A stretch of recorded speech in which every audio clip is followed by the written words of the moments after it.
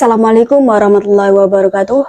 Perkenalkan, nama saya Fitria Isnaini dengan NIM 23502100076 dari kelas P3 MBR. Jadi pada kesempatan kali ini saya akan menjelaskan mengenai ayat-ayat dan hadis tentang asuransi. Langsung saja disimak videonya. Untuk materi yang pertama yaitu pengertian asuransi.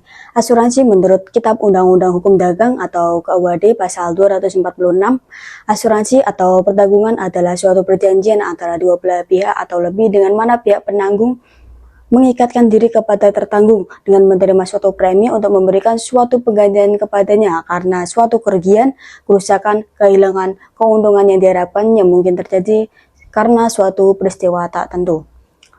Asuransi dalam bahasa Arab dikenal dengan istilah at-ta'min. At-ta'min adalah seseorang membayar atau menyerahkan uang sebagaimana yang telah disepakati untuk mendapatkan ganti terhadap hartanya yang hilang.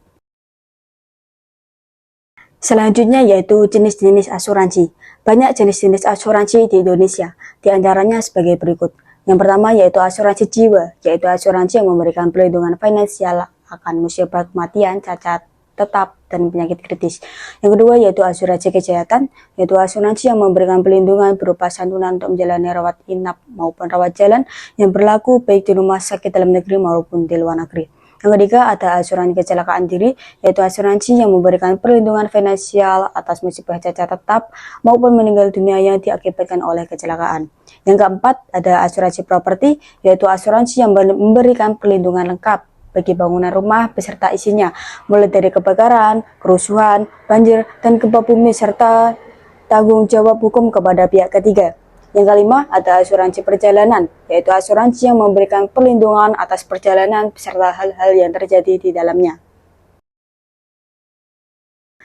Selanjutnya yaitu dasar hukum asuransi. Yang pertama dalam Al-Quran surat Al-Hasyr ayat 18 yang berbunyi, Ya ayyuhalladzina amanu taqullaha wa tardu nafsam ma qaddamat liqatin wattaqullaha innallaha khabirum bima ta'malun. Yang artinya, hai orang-orang yang beriman, bertakwalah kepada Allah dan hendaklah setiap diri memperhatikan apa yang telah diperbuatnya untuk hari esok atau hari akhirat, dan bertakwalah kepada Allah, sesungguhnya Allah mengetahui apa yang kamu kerjakan. Dalam firman tersebut, Allah memerintahkan hambanya untuk senantiasa melakukan persiapan menghadapi hari esok atau masa depan. Oleh karena itu, sebagian dari kita banyak yang berusaha untuk menabung atau berasuransi untuk mempersiapkan masa depan yang tidak akan tahu seperti apa. Untuk yang kedua adalah hadis. Diriwayatkan oleh Abu Hurairah radhiyallahu an, dia berkata, berselisih dua orang wanita dari suku Huzail. Kemudian salah satu wanita tersebut melempar batu ke wanita yang lain, sehingga mengakibatkan kematian wanita tersebut beserta janin yang dikandungnya. Maka ahli waris dari wanita yang meninggal tersebut mengadukan peristiwa tersebut kepada Rasulullah. Maka beliau memutuskan ganti rugi dan pembunuhan terhadap janin tersebut dan pembebasan seorang budak laki-laki atau perempuan, dan memutuskan ganti rugi kepada wanita tersebut dengan uang darah yang dibiarkan oleh akilah atau kerabat dari orang tua laki-laki. Hadis riwayat Bukhari. Jadi dari hadis di atas itu menjelaskan tentang praktik akilah yang telah terjadi tradisi di masyarakat Arab. Akilah dalam hadis tersebut dimaknai dengan asobah, kerabat dari orang tua laki-laki yang mempunyai kewajiban menanggung denda diat jika ada salah satu anggota sukunya melakukan pembunuhan terhadap anggota suku lain. Penanggungan bersama oleh akilahnya merupakan suatu kegiatan yang mempunyai unsur seperti yang berlaku pada bisnis asuransi.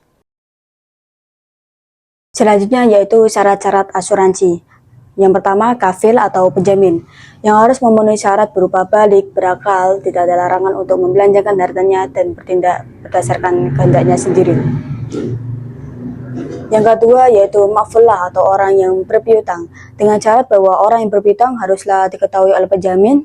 Pengetahuan penjamin terhadap orang yang berpiutang diperlukan karena tidak semua orang memiliki tuntutannya sama, sehingga hal ini bertujuan untuk mempermudah dan menjaga kedisiplinan. Yang ketiga yaitu makful anhu atau orang yang berhutang. Yang keempat yaitu ada makful bih atau utang baik berupa barang maupun uang, yang berarti harus diketahui dengan jelas dan kondisinya tetap jelas, baik itu pasti atau akan dipastikan. Selanjutnya yaitu rukun-rukun asuransi. 1.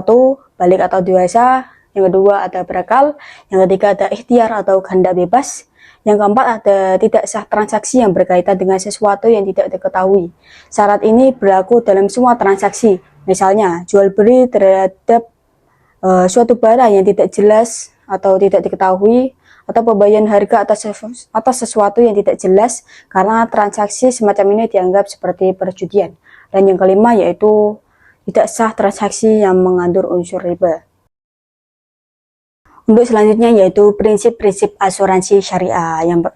Yang pertama ada tauhid atau ketakwaan. Artinya asuransi syariah bertujuan untuk mendekatkan diri kepada Allah melalui muamalah yang sesuai dengan syariat, bukan sekedar mencari keuntungan. Yang kedua yaitu al-adl atau keadilan.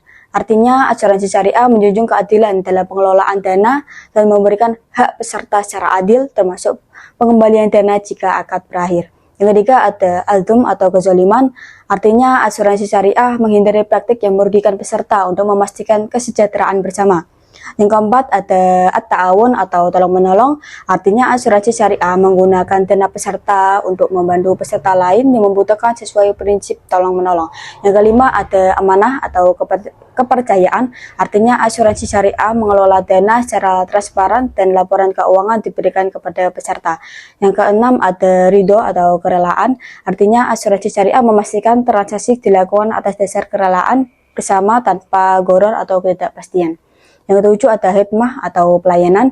Artinya asuransi syariah memberikan pelayanan terbaik kepada peserta seperti dalam pengelolaan dana dan proses klaim.